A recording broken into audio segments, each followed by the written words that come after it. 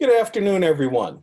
My name is DJ Wells, and you've joined us again for another one of our Coping with COVID webinar presentations. We can see folks are starting to log in and join us, and so welcome. Thank you for being with us today. As is always the case, we're looking for important topics that help us to navigate this pandemic, to navigate this, and I know Dr. Mensah gets on my case every now and then about using this term, but navigating the new normal that is what's going on in the world as a result of the pandemic and some of the other things that are happening concurrently. As is always the case, I want to remind you that this is an interactive process. We encourage, if you have questions, if you're inspired by the conversation that we bring to you today, that you send in questions that we can include in this gathering today. If you're watching on a computer, at the bottom of your screen, there should be a tab that says Q&A. If you click on that tab, type in your question. After about 45, 50 minutes or so, when our presenters have finished doing their formal presentation and Dr. Mensah has had his turn to ask a few questions, then I will feed in those questions that are being sent to us by our viewers, by our listeners during the actual broadcast. As I mentioned, if you're watching on a computer, it should be at the bottom of your screen. If you're watching on a tablet or an iPhone, that tab might be at the top. But again, you want to click on the Q&A tab, and that will get you the opportunity to participate in our program. We've got a very interesting and exciting presentation for you today. As you all are, I'm sure, well aware, those of you who've watched several of our episodes in the past, Ms. Maryam Tafreshi, who is a doctoral candidate at the Chicago School of Psychology, of Professional Psychology, has been a regular contributor to this process, to this program. And so Maryam has brought another impressive and exciting and distinguished guest, Dr. Philippa Du, who is a methodology and a methodology expert, a qualitative research expert. And they're going to be talking about meaning making, how we see the world around us, how we define the world around us, how we bring our own biases to how we deal with certain things and overcome certain things. And so they'll talk a little bit about some of that process. And so what I'd like to do, Dr. Mensah will be joining us shortly. So I'm just going to hand things off directly to Maryam, and she will give us more information, more background, as is required for Dr. Adu, and then they'll go ahead and get into their conversation. Dr. Mensah will join us, and he will certainly, as we've done in the past, answer or ask questions and participate in the conversation as well until we get to your questions towards the end. I've gone on far too long here. Let me hand things off to Maryam. Maryam, Dr. Adu, welcome. Thank you for joining us. Maryam, go ahead and take it away. Thank you so much, Mr. Wells, for your kind introduction. And hello, everybody. Thank you for joining us today. As you know, we're creating a series of talks under the main heading topic of empowered. So 2 weeks ago, the topic was empowered from self as jailer to self as liberator. My co-presenter was Dr. Stevens. If you didn't have a chance to see that, I would recommend go on the Mensah Medical YouTube. You can see that part and then use this information also. So in this presentation, what we're trying to do is kind of building on the presentation that we had previously, and we want to equip you, support you with more knowledge, skills, and tools in order to navigate this time of the double pandemic that we're having easier.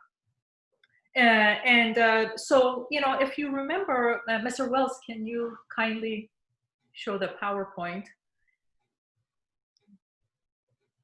Maybe the second slide, please.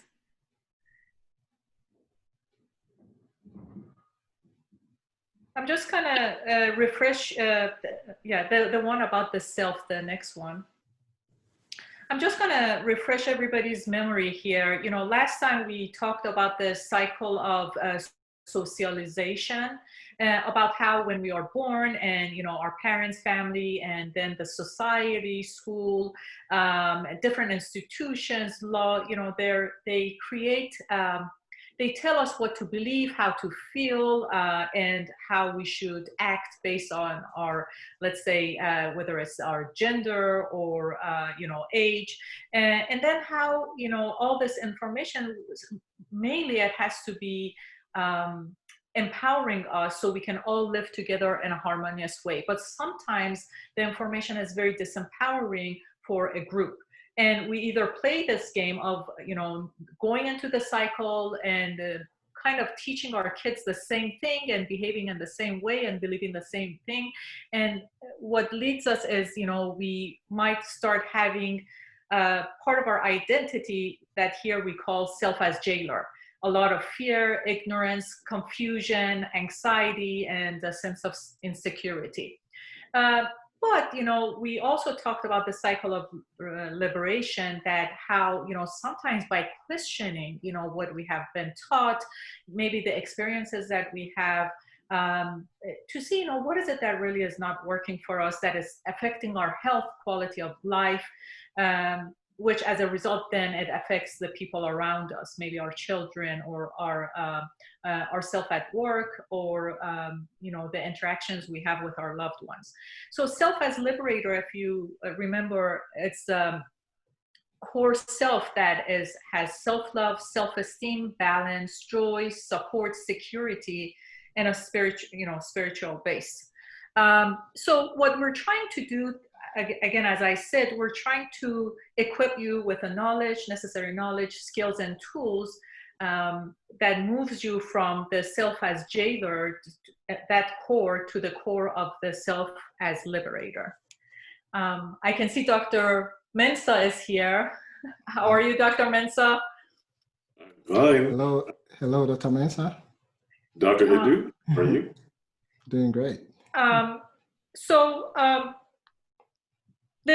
then the reason we chose this topic, empower, the power of meaning making, is the experiences that we have in life, or, you know, the many words that we are introduced, but how they are defined, you know, maybe they have told us how they're defined, or we come up with that definition for ourselves based on our experiences. Sometimes they might be functional and empowering, but sometimes they might be dysfunctional. So I found that, you know, I'm working on empowerment research and using empowerment theories.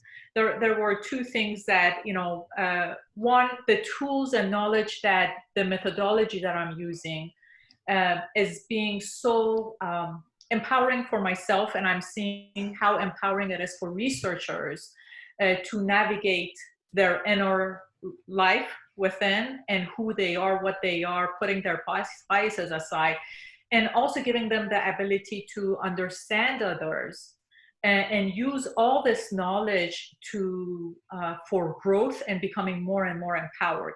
So I asked my dear educator and methodology expert, Dr. Adu, who's very well known for kind of explaining research methods in a very simple way and story-like way, to join me, so we can kind of make a presentation for you that doesn't use really much research terms other than 3, and we promise not more than 3, which 2 of them are the name of the methods we're using, and 1 is the process of going through the bias-free state. So hopefully you can be equipped to navigate this double pandemic time and grow out of it even stronger. So I'm gonna, can we go to the first slide, please? So these are the objectives of this presentation. One is to conduct epoche. This is one of the terms we use in our research method, which is to go into a bias-free state. We're going to learn how to listen attentively to ourselves and kind of navigate the experiences we have. We're going to learn how to attentively listen to other people's experiences from a bias-free state, as if it's something very new to us, and understand them well.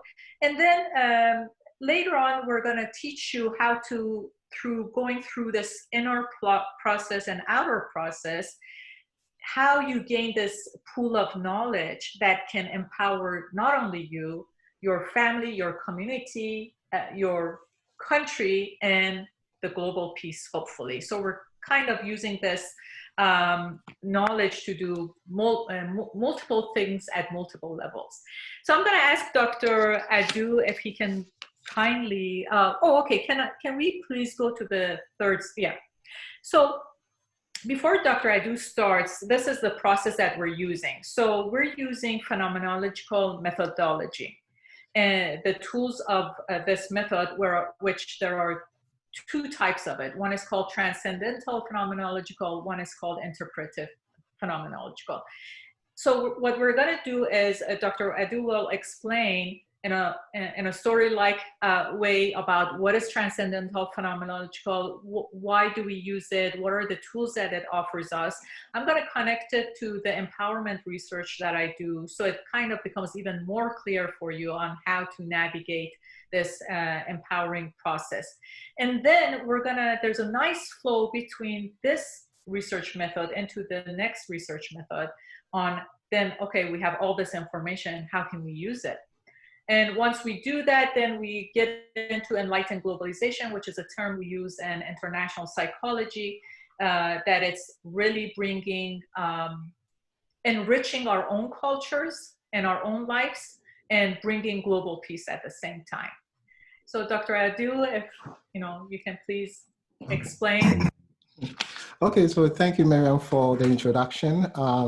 As Maryam indicated, there are two schools of thought, or two schools under phenomenology. And before I go ahead, let me explain what phenomenology is all about. It's all about studying experience. You are making sense of an experience, something that you have experienced. And if you go to the next slide, there are two main types of phenomenology, right? We have the transcendental phenomenology and also interpretative phenomenology. And transcendental was developed by Husserl, a German philosopher. And he was saying that there are two main entities in this world. We have the Dasein, that is the subject, that is you, and the object and the things that you observe and experience.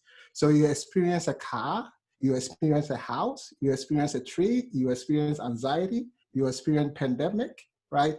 So based on that, we make sense of that experience and we develop a mental construction of what we have experienced.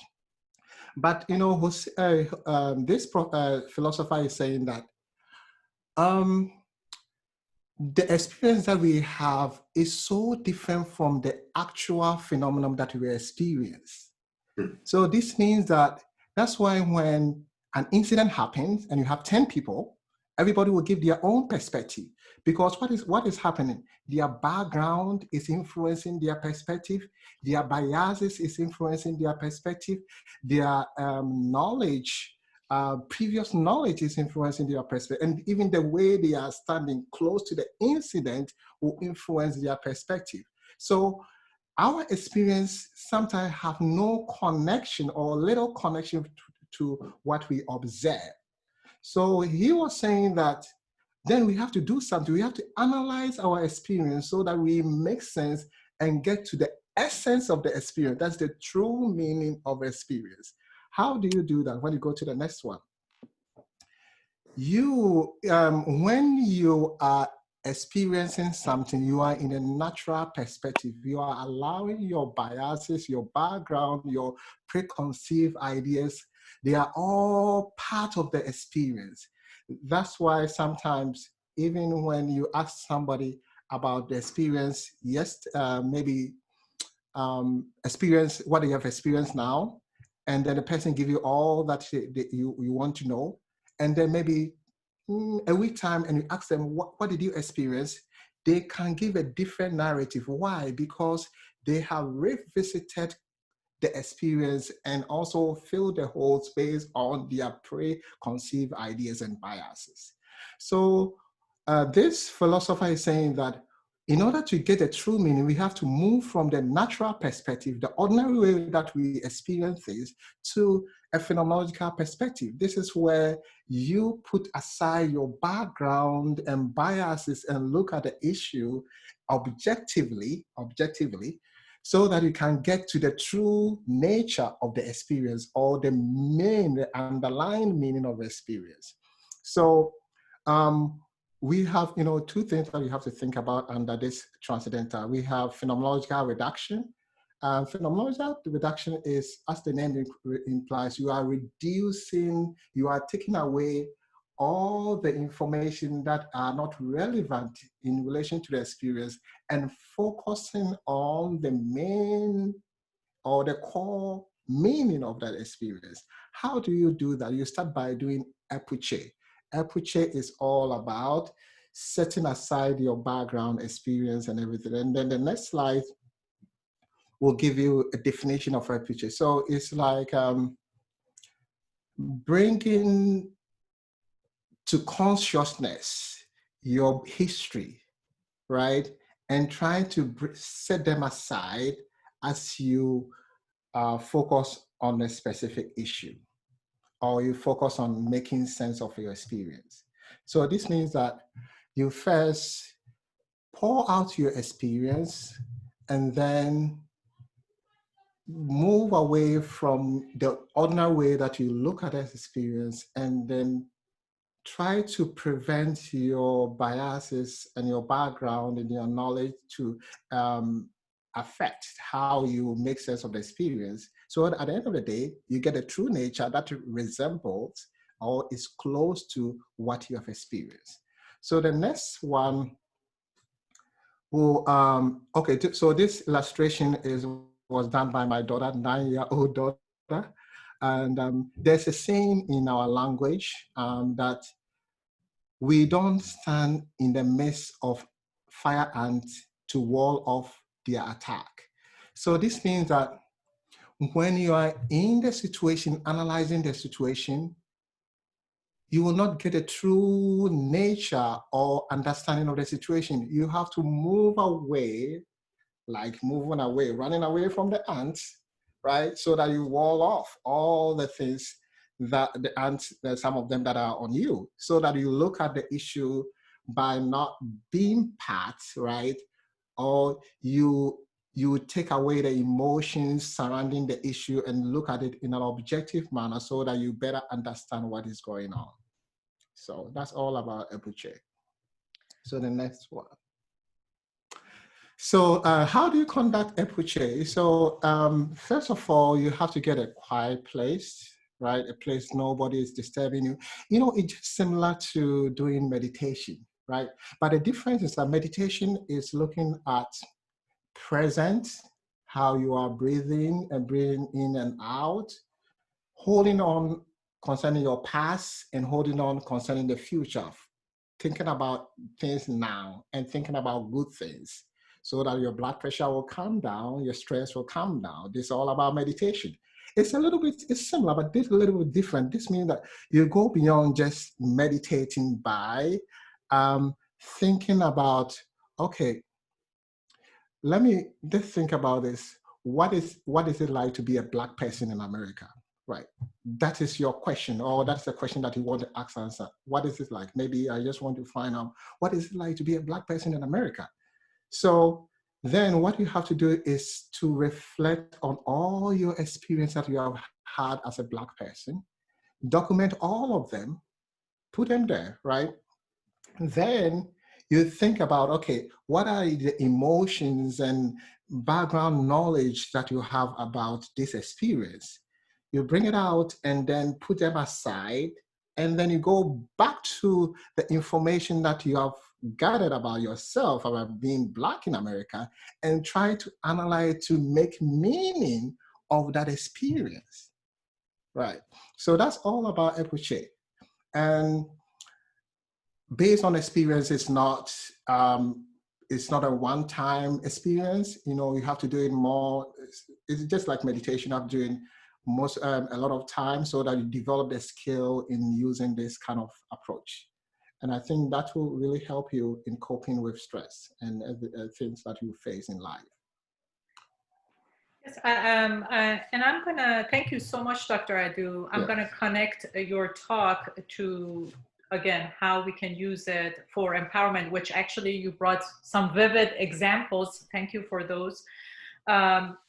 So, and Epoche, what you're trying to do, you know, or what we did, let's say, as Dr. Adu said, you know, you want to go through what does it mean to be me, and the different categories of identities that I am. Mm-hmm. So, for example, what does it mean, my gender, you know, or, you know, what does it mean, you know, the race that I have, or you have, or, you know, your ethnicity, your sexual orientation, your religious background, your status, socioeconomic status, you know, what does it mean to you? How have you experienced that? And what is the message that others around you have given you, whether through the, you know, loved ones have given you, or you know, at school and society, the political atmosphere, you know, whether in your country or internationally, how has that made meaning for you? That either then, you know, either without you being conscious about it, it has affected you, and, you know, you start to feel in a specific way. Now, you know, not always as dysfunctional. Some, you know, a lot of times can be functional, but sometimes it's very dysfunctional, and we're not aware of that. That what is it doing to us? Mm-hmm. And as a result, those dysfunctional meanings that either others have given us, or the experiences that we have, and now we're giving that meaning to it, it's really going to affect our mental health. Mm-hmm. It's going to affect our physical health. And as Dr. Adu mentioned, you know, that at the beginning, you might not even, you know, feel, you know, understand it in a clear way. You're going to need time. And this process, it's something you really have to go through. Let's say if you feel like, you know, really something is bothering you, you're being stressed, you're being anxious, you're feeling kind of low, or not the most empowered self that you can be, go through this process, go question it. Mm-hmm. So one of the, you know, some of the activists, which, you know, in South Africa, you know, one of them is, you know, Freire, he talks about conscientiousness and problematization. So you're going to start questioning everything that they have taught you, or every experience or feeling that you have. Start questioning it. Why does it feel this way? Is this correct? Is this really correct? Or does this mean something else? You know, how do I truly within me feel about myself?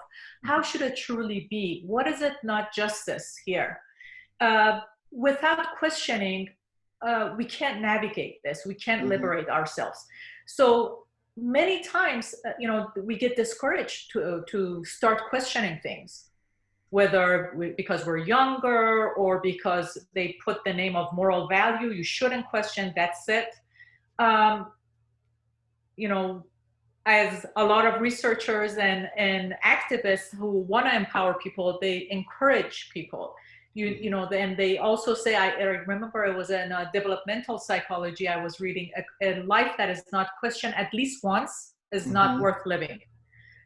Nothing is going to happen. You know, you just question it, and then either you get back to that and say, no, really, I believe in the same way that I did, or you're going to say, no, this is not making sense. So that's the process that is going to help you here.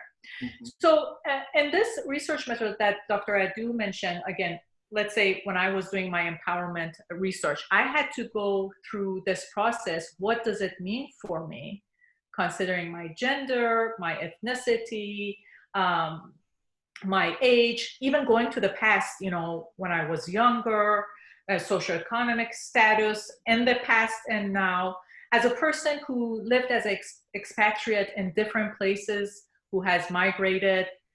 What does it mean? What did it mean inside my country, outside my country? What is it that I hear in the media? And so I start to sense, some things, whether it's empowering or no, it's uncomfortable sensation within how I start to feel. This is something that people try to run away from. And I think we need to take advantage. We need to take advantage of the COVID time. We're kind of locked into spending more time with ourselves. We need to start to have the courage to feel the pain, to feel discomfort, and question it. Because once you do that, you're actually, opening this doorway towards light. Once you question, then you can change the meaning, and we're gonna equip you with the different tools on how to do that. Please, Dr. Adu. Yes, and to add to what you said, we are in the world that we are receiving so much, a lot of information. Some people said it's fake information, and some people said it's genuine information. Information in such a way that if you don't evaluate it well, it controls your life. It causes you to be angry about something. It causes you to be happy about something. It causes you to be manipulated by people. And that's why you always have to do some kind of self-reflection to help you to go back and say, okay, I got this information. What is the source of this information? How do I feel about it? How does an information controlling me? Thinking critically, questioning all the information that you receive is so important, because if you don't do that, the system will manipulate you, because you'll be receiving information everywhere, from right to left, and everybody is, want to control your life. It's always important for you to do some kind of self-reflection, trying to move away from the situation a little bit. Look at it and see what you're going to gain from it. And that's move us to the next one about self. Dr. Adu, I'd like to add something important that you mentioned about really this process of questioning is gonna take the control out of other people's hands. The control is gonna be on you. And again, as I said, we're gonna teach you how to change in your best interest that you're gonna choose, that is in your best interest to empower you. If you don't go through this process of questioning of what your parents have taught you, what your loved ones have told you, what is your messages your partner is telling you, or you're telling yourself, or the system is, or culture is, or other institutions, or politicians are, if you don't question that, for example, they're going to create what they're trying to do. They're going to control you. They can take advantage of you. They can manipulate you. But once you start questioning all of that, you're going to see truly who you are. Instead of feeling, let's say, oh, because of I'm the lower gender, let's say I'm a woman, let's say, if in some places they still believe like that. Oh, I'm younger, so I don't have the same importance of another person. I should not assert myself. Or I don't have the title, educational title, so that makes me of a lower status. So if somebody has a title that, has a higher status, they can talk to me in any way they want or behave towards me in any way they want. And I have to be quiet because I'm inferior, I'm lower, I don't have the right, okay? So you're gonna start questioning. So you start to have that self-love, importance that you have as a human being, because this is and dignity. This is what everybody deserves to have. And this is where you develop empowerment within a disempowered society, right? Because when you realize that you are being disempowered, and then you reflect upon your experience and how the society think about you, and you can develop strategy to be empowered within the system that is disempowering you. And then that will move us to the next one, that about, hermeneutic or interpretative phenomenology. So this philosopher was the student of the first one that I talk about, the Husserl. Heidegger's view is that we are thrown into the world of possibilities, into the world of limitations, and then we have reached a stage where we cannot be able to identify or know who we are. But with self-reflection and thinking about what we are experiencing, we can cope and move from not being able to identify yourself as self, right? And move from the self-identification or try to move to understand yourself, right? And I think this explanation is quite interesting because when you are born, sometimes, you don't control where you're going to be born, right? You don't control how the society is going to treat you. You don't control the norms. The norms are already there for you. So you are thrown into the society, and you have to figure things out for yourself so that you can either cope with the situation or sometimes resist a little bit so that you can create your own kind of situation to help you to survive in the environment. Look at the pandemic, right? We were just there and it just came, thrown into us. We are thrown into this situation. How do we make sense of all this experience so that we can develop actions that will help us to cope with the situation? So the next slides give us information about you entered in an environment where you don't know yourself, right? You don't understand your experiences, but you are flooded with possibilities or opportunities around. So what you have to do is moving from this stage to the next stage where you know yourself, you try to analyze and understand your situation and experience, explore possibilities so that at the end of the day, you can also share your experience with other people and also open up and also listen to other people's experience. So this is where it's like you are negotiating in this world, right? You are limited. Yes, there are limitations around the rules and the laws and things that happen, staying home, not going there, lockdown. These are all limitations that you have. How can you think, what are the possibilities or opportunities around you that you can change the situation to help you to be able to, fulfill your existence as Dasein or self? And this is a very interesting information from this philosopher.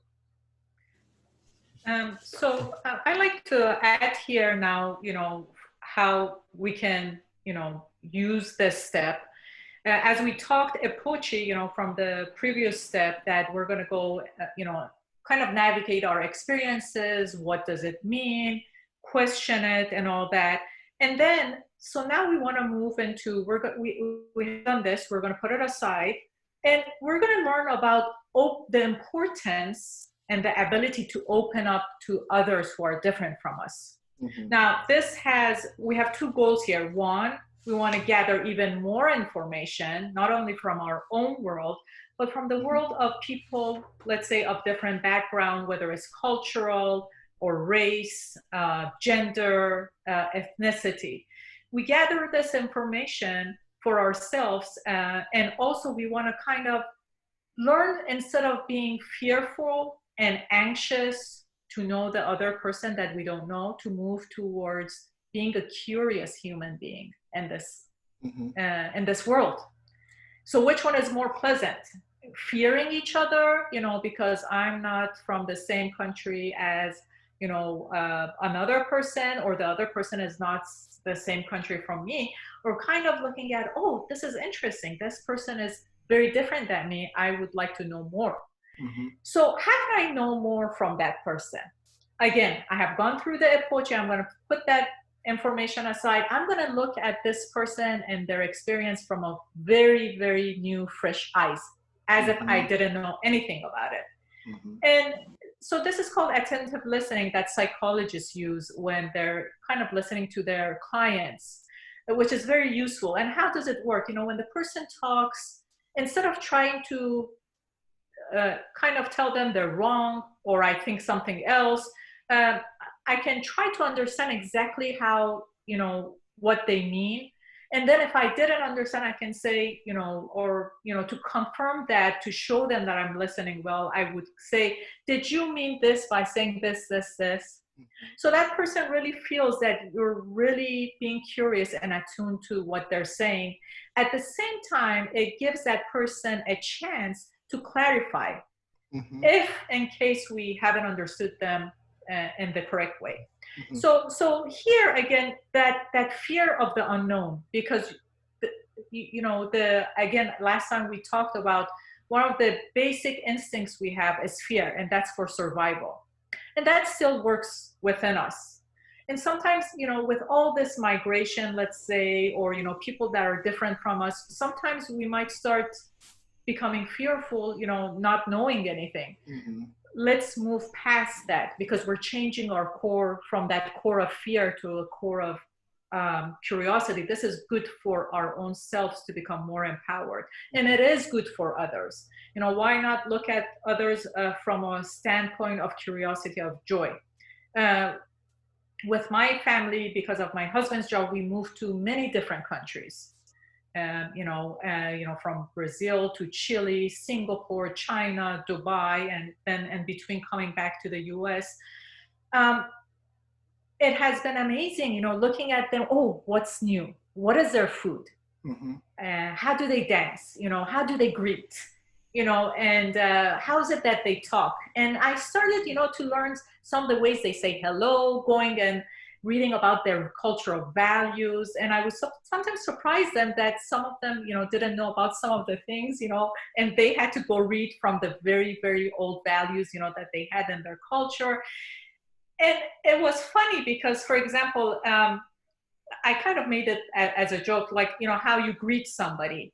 That becomes an issue once you're expatriate, because in some cultures, you know, you can, you know, like if you go, especially in the South America, you know, you do one kiss, or in some countries 2 kiss, and some countries, no, you just, you know, shake hands. Or it depends on how much you know the person or you don't know the person. And other countries, you don't even do that. You're going to bow to each other.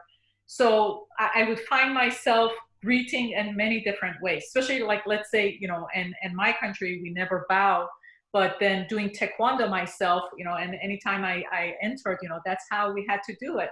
So I found it exciting, interesting, you know, to know about this, opening up to others, and bonds started to be created. We have friends all over, you know, and now I meet other people from the same, let's say, cultural background here. There's something to share. So the life starts to become more and more enriched.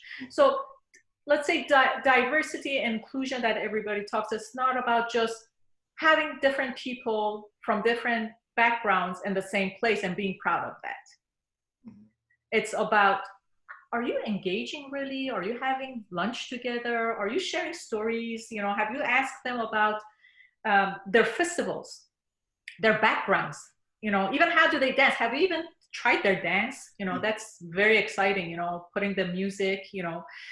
So again, then, you know, this openness is very important, again, as I say, for self-growth and for global peace. Because just imagine, as we start to create that inner peace within, how are we functioning? That vibrates around us. That's going to affect our family. That's going to affect our community. But at the same time, you know, that curiosity is going to just, you know, I do that, you do that, the other person does that. As we, you know, equip ourselves with these skills and knowledge, if all of us start to do that, instead of thinking, oh, you know, politicians have to solve everything. Right now around the world, there's a lot of killing going on, you know, so it's like, maybe we start with ourselves and create this peace from within to the outside, just one person at a time, raising our consciousness and curiosity towards each other. So as Dr. Adu mentioned, you know, again, one process was understanding those different meanings ourselves. So that's one pool of information. But then as we talk now, I had the attentive listening understanding the meaning from the other person. Like, what does it mean empowerment to me? What does it mean to you? Now I have a pool of information. This is good for me. This brings us to the next, what international psychologist says about global enlightenment. Instead of cultures trying to say, you know, my value, cultural value is better than yours, and I'm going to enforce that, and you have to know that you are of a lower culture, we're going to think about, oh, you know what, there's something that is not working in my culture, or there's something not working for me. Instead of, you know, trying to recreate everything, let's be open to other people. How do they do it? Is it working for them? You know, and truly think, you know, sometimes some things look great from far away, but you have to kind of know, is it really working for them? Is it only working for them because of the context they're living? Let's say because it's an individualistic culture.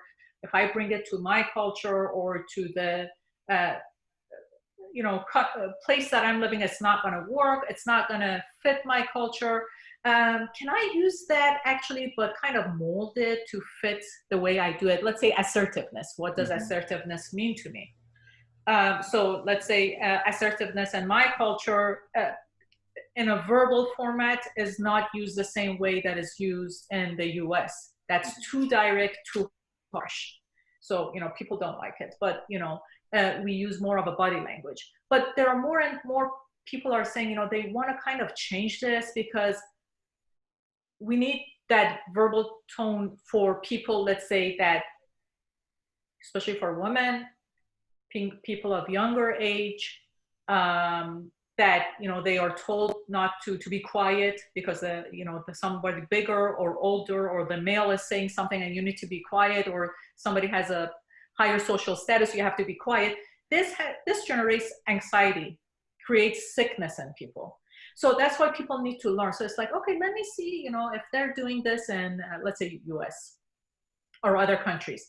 If that's not going to fit my reality and where I live with the people that I live, how can I change that to fit our values and then learn from it and do it, and vice versa?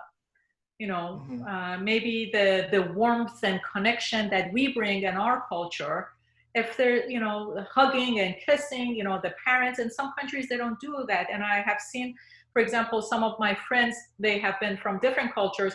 They don't even kiss their parents, or they don't. And they're like, I'm dying to do that. And they weren't doing it with even their children. And as soon as we start to know each other and they know, you know, again, where, you know, how I am, you know, they greet me as like, oh, you know what, thank you so much. You know, I'm hugging my kids even more. Or it was so interesting. Another friend from a different culture was saying, this time that I go, I'm going to hug my father. So it's exciting. It's exciting to learn all this, you know, this pool of knowledge we bring. Again, so this pool of knowledge, it gives us choices. Okay, I'm going to see which one is good, which one is not good, what to pick. It's good for me, but it's good for having this curious attitude towards others so we can come to peace instead of whatever the news is saying, just because they want to sell news, they create hatred. People start to hate each other. Or the basic need, again, psychological need to feel the best. Oh, because I'm in this group and this culture and this ethnicity, that means because I chose this, so this is the best. My religion is the best. No, you know, you can choose something and be great, and somebody else can be great. You know, we have to put away this, narcissistic attitude, because it doesn't bring peace. You know, for me to be the greatest in every different category I am, that means somebody else has to be lower. Who wants to be lower? I don't want to be lower. Nobody else wants to be lower. Yeah, you are so right. You know, it's quite similar to when you are doing a qualitative study and then you want to interview participants, qualitative interview. So you have to go you don't want to be judgmental. You have to allow participants to present their relatives to you, right? Although they are being influenced by their past experience and everything, that moment is not the time for you to tell them to take away their past experience and everything. You just want to gather that information, gather everything, and then you come back to your table and think about all the information that you have received and trying to make sense of the information. So, getting some best practice from conducting qualitative interview can also help, in sharing ideas and also empathizing with other people. That's correct. And I'm going to mention two things. One, as I mentioned, it's a word of cautious. We shouldn't think, okay, because something is not working within my culture, let's say, and I have seen this actually, that let's say because we're younger, we have to listen to the older ones and whatever they say we have to do and always put our needs aside and our wishes aside. I can assert myself.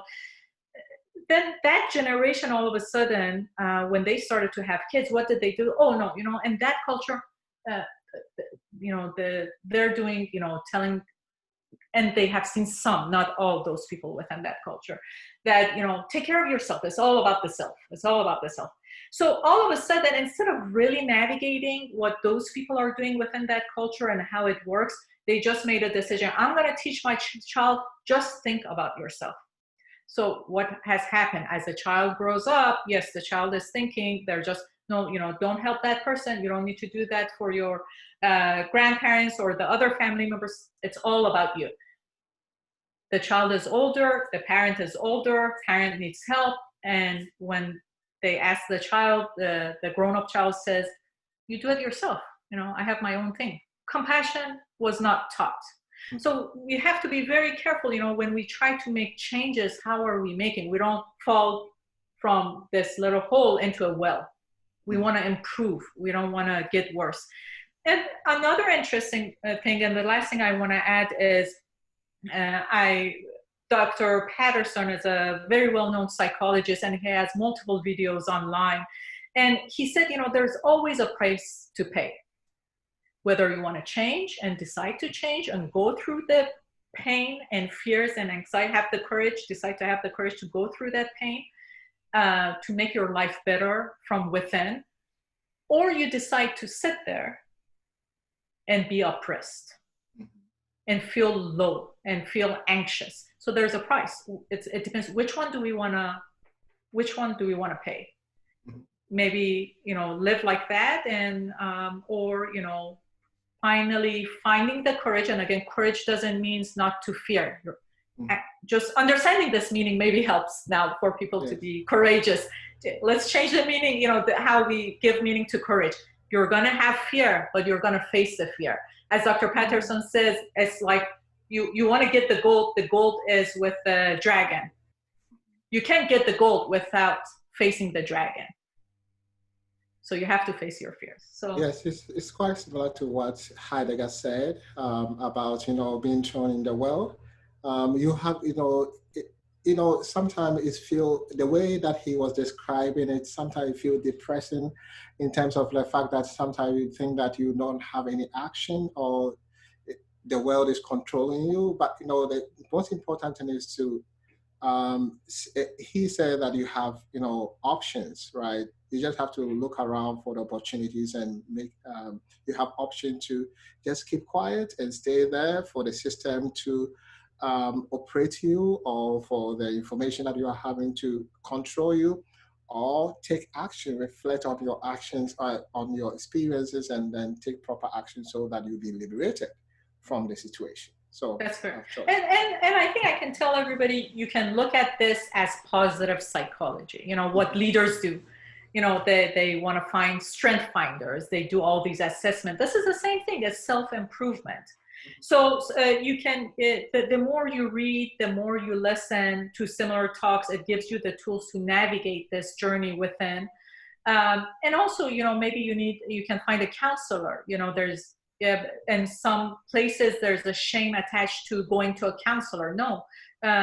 Positive psychology, actually, Dr. Seligman, I was reading, he was one of the presidents of APA, American Psychology Association. Psychology is not just about looking at dysfunctions of people. It's about looking into their strength. So at the same time that maybe something is not working for us and we don't feel that strength, there are other tools and strengths that we have. And one is, for example, that knowledge and our value system. Somebody else, a counselor maybe can help us to go through this process, maybe ease it, create a little bit more ease. If we feel, oh, this is too anxious, or I don't know how to do it. And I hope you find a counselor that is multiculturally competent also. So, you know, you have to sometimes try that that relationship is the right fit for you. Dr. Mensah, we've got a couple of pretty interesting questions here that are coming in from our viewers, but I want to give you first crack at things. Any questions or comments that you want to make? I do, because, you know, what you guys are saying is that you want us to leave our comfort zone where we're having a wonderful time and open ourselves up to prove that we actually might be wrong in some areas because of our preconceived notions, because of how we've been taught or trained. And, you know, I just have to tell you, that's really not comfortable. That's not a real comfortable place to be in. So you're really kind of saying that we should become somewhat miserable to an extent in order to learn truth or to validate what we are being shown, but that there's a risk in there. And do we really want to risk learning the truth?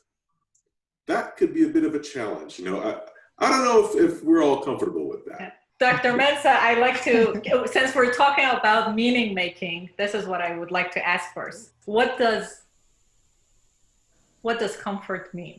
How do you define that? How do you experience that? So, comfort is where we are warm and fuzzy and there's no challenge. So there's no high, there's no low. It's where we like to exist in peace and quiet. Yeah. Yeah. The thing is, I'm sorry. The thing is that sometimes we get too comfortable in our known misery and our known pain. And this goes even for people who have a physical illness, you know, they find difficult to change, let's say, their lifestyle of eating habits. Let's say just a simple thing. Maybe somebody has to, you know, their diet is going to help their heart if they change it, or their insulin levels are going to be more in control. They find it difficult. So what do? And I have seen this in people. I have seen this, you know, because, for example, I have had, again, coming out of psychology, because this is about all these talkings are about global mental and physical health. So I have autoimmunity. I had to change my diet. Was it easy? No. Lifestyle. And so I go to these parties and I see after dinner, they have these beautiful tables of dessert, okay? And people start talking because I'm somebody different now. You know, it's like, oh, can you believe it? She doesn't even touch it. It's like, you know, I do art, so I can enjoy still looking at it or smelling it. I don't have a need also. But there was one lady said, I prefer to die or be ill, but not change. I want to eat. So that's a choice. And it's exactly what Dr. Stevens last time mentioned. You know, change is not easy. You have to be prepared for change. That's the point. It's not easy. Yes. It is. Can I also add this one? We are part of a society, right? Although you are living in your comfort zone, you living in the comfort zone might be also adversely affecting the lives of other people in your society, right? For example, if you are privileged, you have your house, money is coming every day, you have a job, you know, you are living in your comfort zone. But, you know, looking beyond, some people are suffering in a society. Your action of not doing anything is adversely affecting your privilege that you're having in life. It's also adversely affecting somebody. And you are part of a society. So although you are living in your comfort zone, and sometimes you have to also think about, yes, your comfort, you can use your privilege that you have to emancipate people who are suffering in the society, right? So it's not about only you per se. Sometimes you have to move away from your comfort zone so that you help others. One example is unconscious bias that we already have. Everybody has unconscious bias. So there are some biases that you don't even think about. It just come in. Oh, you see the person. Oh, the person is this one. Oh, the person is that one. You are living in your comfort zone. But your unconscious bias is putting some people's life at risk. And that's why we have to take action. So you don't think about only you. It's so nice to be in your comfort. Nobody knows. I want to live in my comfort zone. I want to be happy in life, looking at what, but people are suffering out there. And we have to help, because one day that suffering will come to your society too, and you have to do something about it. Well, for the record, I hope we understand that I was teasing in my little segment here of conversation. On a more serious note, first of all, Dr. Idu, I want to thank you for coming. Those of you out there don't know, Dr. Idu and I actually are from the same hometown in Kumasi, Ghana. Yes. And if you don't know about Kumasi, many of you have heard about Accra, the capital of Kumasi, the capital of Ghana. But Kumasi is actually a very cool place to be. Mm-hmm. And it's kind of a happening area, if you want to call it that.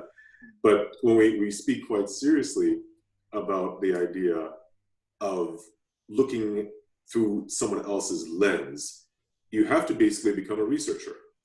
Now, I say this because Dr. Idu and I came to this country at two different points in time in our lives. I came when I was very young. And I came with my parents' understanding, my parents' tutorials. I came with a construct of what it is to be a Ghanaian, what it is to be a West African, what it is to be Fanti, the tribe of Fanti. I was teasing our countryman here because he's Ashanti, which is like the parent tribe to the Fantis. The Fantis kind of broke off from the Ashanti tribe. And for us, tribe is really, it's cultural. We're not running around doing strange things. It's a cultural phenomenon. But the idea here is that even within that separation now, they're all wonderful little traits and customs that begin to differ and shift. And we enjoy, to some degree, teasing about those challenges, even though we're from the same country. And he and I are from the same town. But at our first exposure, and I apologize for this, I teased him terribly regarding the differences between the Fantis and the Ashantis. And this is very common in our culture. But then when we come here, here's something very different. When we came to this country, he has a different experience, I have a different experience. But we both had to put aside our biases. We both had to put aside what it is to be Ghanaian in order to learn to try to understand what it means to be American. And for me, growing up in one socioeconomic level, being surrounded by African Americans, going to school with a wide variety of individuals, and then transitioning to schools that were predominantly European Americans, and then suburbanites versus inner city individuals, we're busy researching how to be 7 or 8 or 9 different cultural groups, because you're dealing with them at different, and they're all very different. But you cannot grow to understand, grow to have some level of camaraderie, grow to interact unless you become that researcher. So for many people who immigrate to America from other countries, they're almost all researchers, at least in the next generation, because they're trying to understand how to fit in. They're trying to understand what the likes and the dislikes and the challenges and all these other things are. So this process that Dr. Idu and Maryam, Mrs. Tafreshi, you've put together and discussed is so commonly executed because it is mandatory in order to coexist here in this country as a foreigner, in order to assimilate so that you can perhaps one day be called an American or not, or this American or that American. But the interesting thing is that those who are born here, raised here as Americans, don't necessarily do that in the other direction. What is it like to sit down and have dinner with my Jewish friends who've just come from Israel? Mm-hmm. What is it like to go to my colleague who's Ghanaian and to sit with his family and to see their traditions and to try to understand them in that direction? Foreigners are basically researchers moving through these processes for the most part. Mm-hmm. Now, perhaps the older individuals simply say, look, I'm just not going to do a whole lot and I'll let my kids handle it and so forth. Mm-hmm. But when you come to this country, these are the exact principles that you must have if you intend to stay for any given period of time. So it is, I'm glad the two of you brought this up, because even within the dynamic of this country, which is multinational, multi-ethnic, multicultural, in order for us to truly survive as a country, we do have to broach these challenges. We do have to leave our comfort zones, and we do have to truly become researchers of those who live around us. And if we're ever going to move forward, otherwise we will implode. It is impossible for a multicultural country, a multicultural environment to survive, let alone thrive, in ignorance and sitting in the seat of one's own personal comfort. That's where the challenges that we're even seeing now. But what we're going to be evaluating, and what's interesting, Maryam, you brought up, Mrs. Tafreshi, you brought up the pandemic and what that has done, okay? So now perhaps you're used to going out and traveling and all these other things, and now you're sedentary, you're sequestered, okay? You no longer have the freedom, but now you may understand what it's like for those who stay at home all the time. Mm-hmm. I'm quite sure there are spouses who have heard the phrase, now you know what I go through every day taking care of. That's correct. Okay? And they had no idea. My business partner's son mentioned that his little girl, now with the school online, she has 45 minutes of class, then she may have a half-hour break. And he said, she's busy running around all the time. Mm-hmm. She's 5 years old. And he goes to work, he's a wonderful engineer, but he's focused and there's no interruptions, and he doesn't know that his daughter is quite so viable throughout the course of the day. So there's a lot of cultural exchange even within the family home dynamic.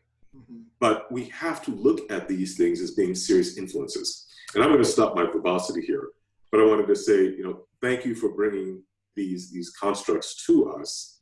On behalf of my colleague and kinsman, Dr. Idu, I want to give a shout out to all those who are in Kumasi, Ghana, and our Ghanaians as well, family and friends and so forth who are still there. Mm-hmm. I know we both have a tremendous number of relatives. Yes. Still in Ghana. One. So it's very important for us to just say hello and to share. Mm-hmm. It's because so many of us do travel. Mm-hmm. And Maryam, as you said, your travel history is amazing, Maryam. You've lived extensively in these other cultures. Mm-hmm. And you would not survive without that openness and curiosity. And I think that's where we fail so often here. Mm-hmm. We have to now have that curiosity, that openness to be researchers within our own environment. Otherwise, the end result is not going to be a good one. Mr. Wells. Thank you. Thank you for that. And Dr. Mensah, we never doubt that at some point we're going to experience your verbosity, so no need to apologize for it.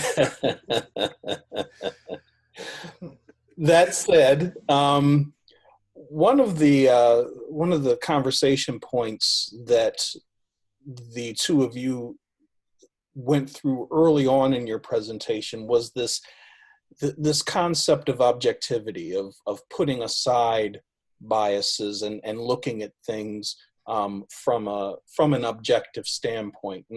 And one of the questions that we have here is there really such a thing as objectivity? Even as we are actively trying to suppress our biases, the process of suppressing our biases create other biases. Yes. So can we ever experience anything without being influenced by those biases? And that is why, Heidegger, that's the second philosopher, was a student of the first philosopher, Husserl. And he brought the same thing, that epuche can never be accomplished, because when we are thrown into this world, we are connected to the world so that it's like we are interconnected. There's no way you can take yourself out of the situation and look at it, right? Mm-hmm. So, that's the main reason why, Heidegger said, okay, let me also form my own interpretative, right? So yes, it's a very difficult question, because from other schools of phenomenology, they say that yes, it could be done by trying to think about things that, and they use a very interesting example. They say that if you are a carpenter, right, we call it vocational epuche. If you are a carpenter, when you are hitting the hammer on the nail, you don't think about anything. You don't think that you are a parent. You don't think that, okay, I'm driving. You are just focusing on that. You have been able to put aside your responsibility of knowing how to drive, of being a parent, maybe of being a doctor. Now you are doing a carpentry. Your focus is right there. So based on this example, they said that, yes, it could be done. You can be able to set aside your biases. You cannot be totally objective. It's a training. Another thing is that there's a little bit of disadvantage, because the limitation is that how will you know whether somebody has accomplished the level of epuche? Because it's a subjective experience, it's so difficult to know if a person is doing a research and I say, oh, I did epuche. How will you know? How do you find out? So because of that subjectivity, people have misconception or think that it can never be possible to do epuche. But it could be done. If you really focus and follow the direction, it could be done. I think the most important thing is being aware of it. Mm-hmm. That we do, all of us, and it's okay, we're humans, we're not angels. So let's not be hard on ourselves, but let's be aware, because as Dr. Adu said, we always need to go back. So we're always moving from good to great, good to great. We're always checking on ourselves, Mm-hmm. This person that I'm seeing, or what this person said, or how I'm feeling towards them or thinking about them, kind of like, okay, let me go back. This actually research process helped me a lot, because we have to go through epuche many, many times, from the mm-hmm. time before we meet our participants, during the time that as they're talking, if we feel something, and afterwards when we're kind of rethinking about the whole process, when we're writing it, when we're analyzing. So it becomes kind of automatic, that every step that you go, you try to, okay, you know what, I know I'm not going to be bias-free totally. Let me check on myself, if something doesn't look right. So I think that's moving from good to great. Mm-hmm. And just being aware that we need to do this. Yeah, I think, to add that, in order to start the process, the basic level of epuche is being self-aware of your actions, of your thought process and your bias. Just being aware will help a little bit, right? So, you can start from somewhere, being self-awareness, and I think you move on, that you grow. It's just the same thing as meditation. When you start the first time, it's not going to be very easy. You get, your mind will be going around, you're thinking about the past. It takes time, it's a training process. If you do it all the time, you'll be self-conscious. Whenever there's things are happening around the world, you have so much inner peace, because you reflect and think about actions that you have to take. So we're not really kind of pushing it aside, like kind of not paying attention to it, or I'm mm-hmm. going to suppress it. We're not suppressing it, because even if we do that with our emotions, it's not a good thing. we're kind of letting it come out. We're being aware of it. We're experiencing it. Just that sense of awareness will create the space to allow us to listen attentively, not only be open to differences, but this process will show us, sometimes we might be more similar to people that are very different than us from their background, that people from our own culture, gender, ethnic group. So, we might be very surprised, and that's how friendships or partnership in business can be created. Very good. I have another question here, or actually a line of questions that have come in that speak to, all right, so I've achieved some level of self-awareness. I know myself. I've come to figure this out a little bit. I recognize where my own biases are and so on and so forth. And so I've made a meaning for who I am. Now I'm interacting with other people who may assign a different meaning to me.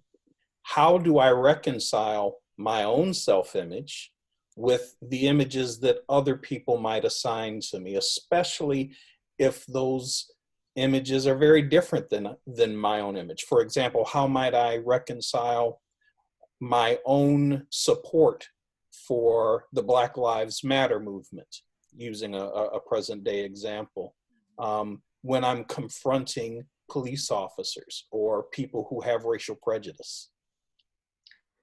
I would like to say one thing here.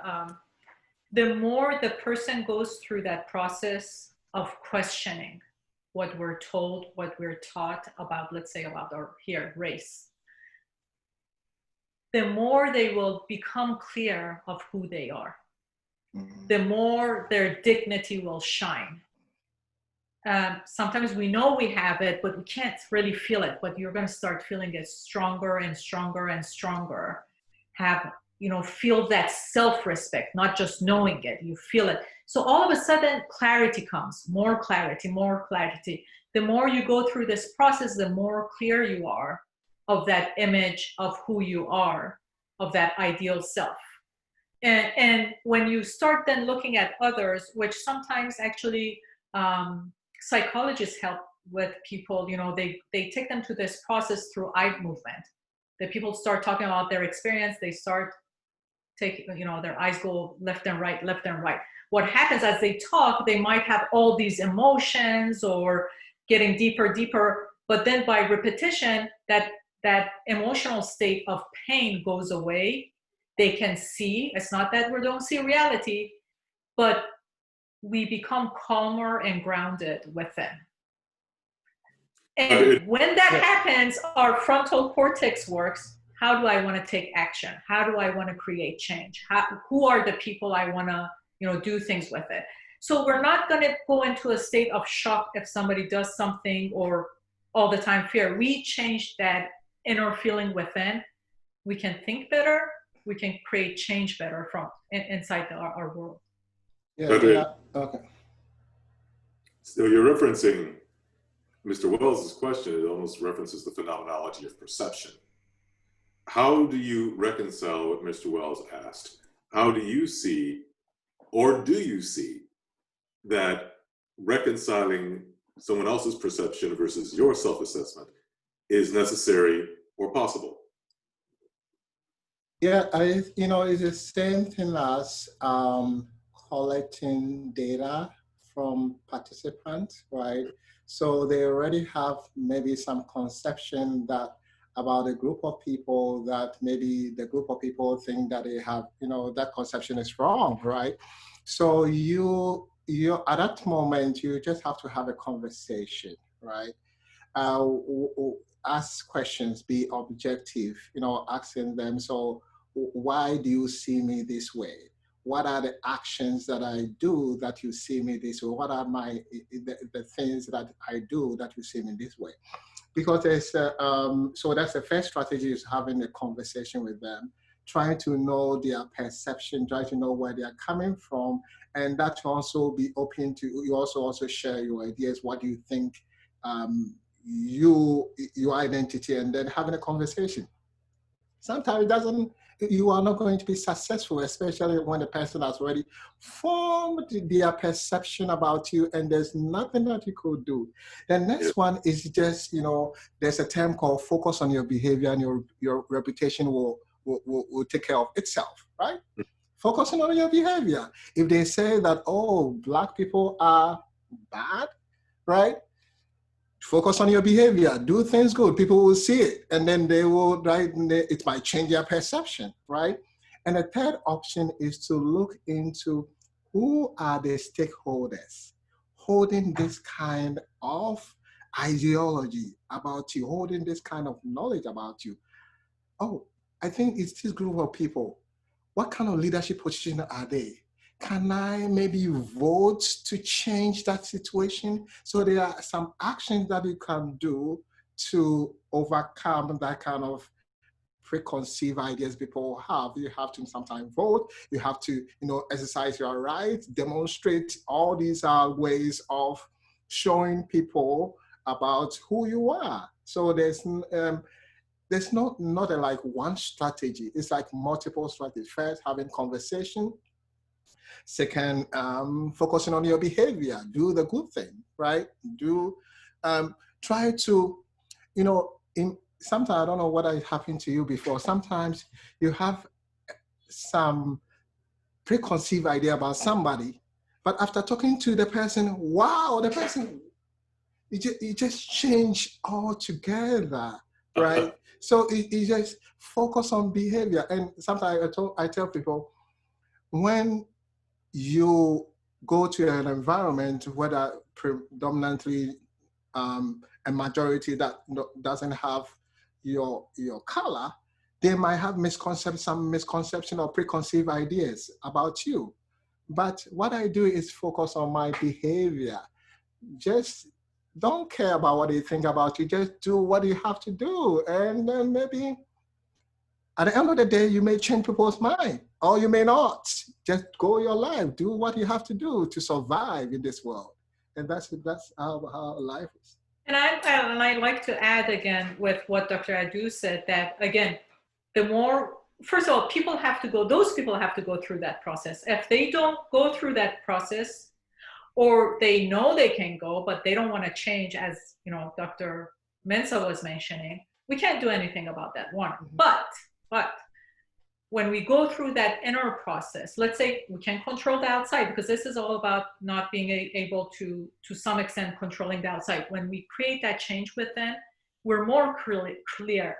So instead of talking from a standpoint of doubt, fear, people understand that. It comes in the tone. It comes how we stand. It comes how we look at people. When we become clear with ourselves, the tone will change, the way we look at people change, the way with respect we hold our body will change. It will affect many people. You will affect many things around you. Not everybody, but you're going to have more influence than others all the time feeling that fear within you and bullying you, suppressing you, taking advantage of you. So I think that's the best we can do, and then hope from there, maybe systematically, we can, with others, create change in our world. Miriam, you said something very interesting, and Mr. Wells, we're going to end on this point. You said something that Mr. Wells actually said in another interview conversation several weeks ago. And one of the key words here is fear. Fear is what keeps us in these modalities where we have a hard time moving to try to understand. It makes us uncomfortable. And very importantly, when we present fear, which is really all around us, when we're interacting with other people, it affects how they perceive us. It affects how they respond to us. There's nothing so disarming as a loving approach to an individual. It can be a smile. It can be how your body is relaxed, as you were talking about, Miriam. Okay. But when we get rid of that fear, it opens doors. Mr. Wells. Just one more line of questions that have come in that speak specifically to the pandemic. Because we all have different meanings around how we deal with the pandemic, different interpretations of the pandemic. Is it a pandemic? Is it really as bad as some people are saying it is? Some people believing science and some people not believing science, and so on and so forth. And then Maryam, you talked earlier about actually, and I think Dr. Adu, you talked about this as well, the collectivist approach to dealing with the pandemic, wearing masks, making sacrifices for the greater good, versus the individualistic values that we often see in this country. You're infringing on my rights, on my benefit to go out and do things the way I want to do them. How do these two different ways of seeing, ways of doing things coexist? How do we reconcile the conflict between some folks being collectivists and some folks being individualistic? If I may add from an empowerment perspective that international psychology brings in and empowerment theories bring in, what I would suggest for people when they're thinking in a specific way, whether this is good to do, not good to do more, do less, always go back, does it empower you the way you think? And how would you know that? Empowerment has a relationship to people's mental health, physical health, quality of life. The way you think that is affecting your behavior on how you want to protect yourself or your family, is it putting yourself in danger? Or is it really protecting you? Some people still want to think it's nothing because they don't have enough information. So connecting to different information, trying to understand it from different views, as I said, be open. Being open to different views, not just one view. As Dr. Stevens last time, 2 weeks ago, mentioned, sometimes we believe in something and we're trying to go to resources that confirms how we think. So that's not improvement. That's really not meaning making. Let's be open to different ways. The different channels of knowledge. And then from there, really see, are we benefiting for the way we're thinking that affects our behavior, or are we putting ourselves and family into danger? And yes, if we, let's say, I'm doing things because maybe my immunology is great or my family is great and nothing is going to happen to me, and I do some things, but I don't care about others. We know, we have seen it. Is it really true that if we don't care about others, it's not going to affect us back later? How did this COVID start? It started in one part of the world and it just spread all over. All the other disasters going on in the world, whether it's war, maybe we don't have war here, there's war somewhere else. Famine, maybe we don't have it in a specific place we're living, but it's somewhere else. We're not aware of it, how it's affecting us. If we don't care about people, our life is not going to be as great as we can really experience it during our lifetime. So this is a very difficult question, because I was thinking, okay, individualistic, okay, I'm not going to wear a mask, but in case you get COVID, you have to go to the hospital and you're going to put people at risk.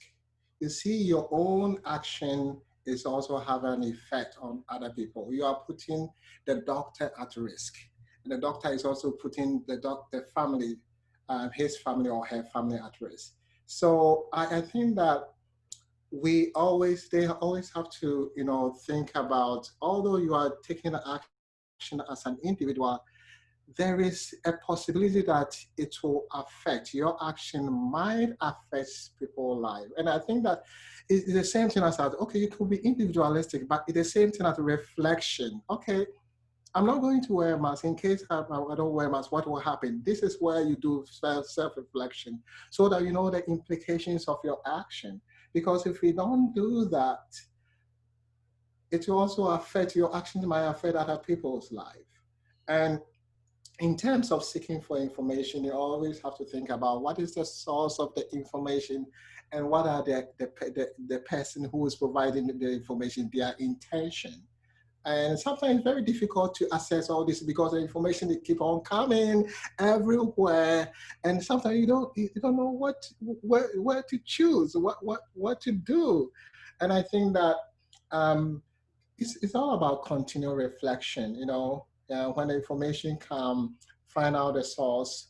Does it really make sense? Compare with the initial information that you already have, and maybe consult with other people who are experts in the field and listen to experts. And I think that will really be helpful in this process. It's a very difficult situation in terms of you making your own individual decision but not thinking about the ripple effect of your actions. So I hope I've answered your question. This is one of the difficult questions. It is indeed a difficult question. I have to point out that we're just about out of time. Dr. Mensah, I can see you want to say something, but while you're doing so, I'm going to go back to the PowerPoint and share some contact information for Dr. Adu and for Ms. Tafreshi. But Dr. Mensah, your thoughts about where things stand here and next steps and such. My thoughts are simply, I wanted to thank Mrs. Tafreshi and Dr. Adu for coming and sharing with us some keen insights into how we need to really adapt some of these protocols to help us, especially during this time, because with COVID, with social upheaval, with everything we're going through, we all really need to sit down and kind of reassess what our biases are, and understanding that, you know what, whether you like it or not, COVID is here. It has changed our lives.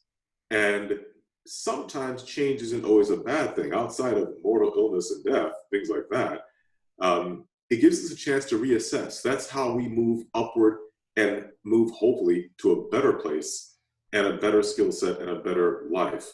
So let's take some time to introspect and ask the right questions. In a way, we're all being forced to be a little bit more silent, whether we're protesting or not, whether we are out, doing whatever, we still come back home to ourselves, and we've got to take a good look at that. So once again, thank you both for a tremendous discussion and for educating us. Again, to my countrymen, my fellow person from Kumasi. Yes. Thank you so much for inviting us and organizing. Really appreciate the space that you provide at Mensah Medical. And also, I want to thank I want to thank Dr. Mensah and also thank Mr. Wells for organizing this webinar. And I also thank Maryam for inviting me. I really enjoyed this discussion. So thank you so much. Thank you so much for accepting. It was an honor to present with you, Dr. Adu. Absolutely. And of course, we want to thank all of our viewers. As we always do, we will upload this to our YouTube channel shortly after it's finished. We encourage you to go back and look. As you saw, we included contact information for Dr. Adu and for Ms. Tafreshi. So you can go back to the video if you didn't write it down quick enough and watch the video, get the information there. We also encourage you to share information about these video replays with your colleagues should you want them to share in some of this outstanding information that was shared today. As always, thank you for joining us. Thanks to all of our guests. Thanks to you, Dr. Mensah, as well. And we'll see you again next week. Thank you so much. Have a great day. Bye-bye. Bye-bye now. Bye.